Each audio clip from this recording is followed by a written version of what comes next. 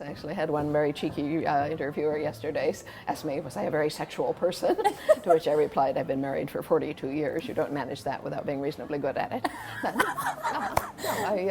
I am a scientist, and I was an animal behaviorist. I look at the way organisms act. There are patterns to behavior, and there are patterns to human behavior. Humans are very individual in the primate order. We don't have seasonal estrus. We're sexually ready pretty much all of the time.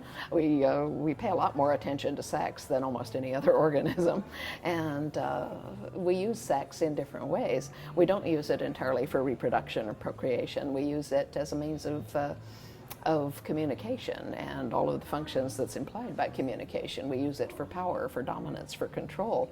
We use it for advantage. We use it for the formation of bonds. We use it, to communicate longing. We use it to heal each other. We use it to hurt each other. And it's a very, very flexible thing. But the point here is that humans are hardwired to look at sex, anything having sex, people will look at it, no matter how unattractive the people or the organisms involved. I mean, you have only to look at, German pornography, say, or Japanese. I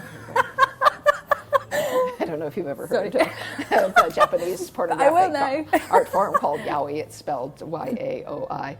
And what it is homoerotic manga-style cartoons. For the most part, some of them are Western style. But it is homoerotic cartoon art for women. It's male on male, but it's for women, who find this stimulating for whatever reason. I know about it only because I have a friend who writes it, and she sent me one of the books that had one of her stories in it, which I left on the kitchen counter. And my husband came by and picked it up, and he was like, "What's this?" I said, there's just a wide variety of sexual response. That being so, I do in fact write very good sex scenes, and that's because I know what they're for.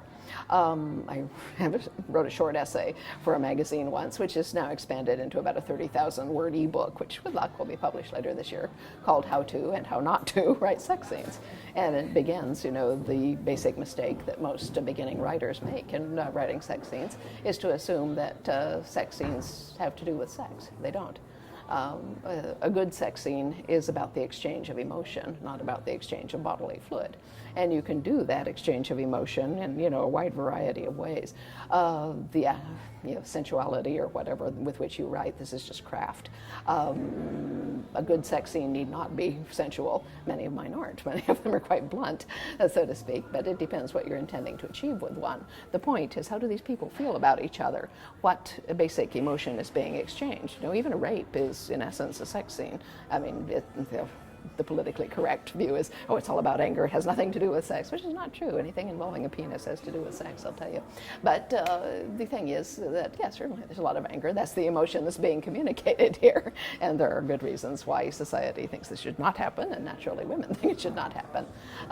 It is possible to rape men by and large, and for the same reasons. It's a bad idea, but it happens. So we're exploring sort of the way in which people use sex, but it's essentially just a tool. The entire story is dealing with two people who share their lives over a very long span of time, and with various adventurous interruptions and so forth. And they're not by any means the only people in these very large and complex novels. But sex is just a part of any normal person's life.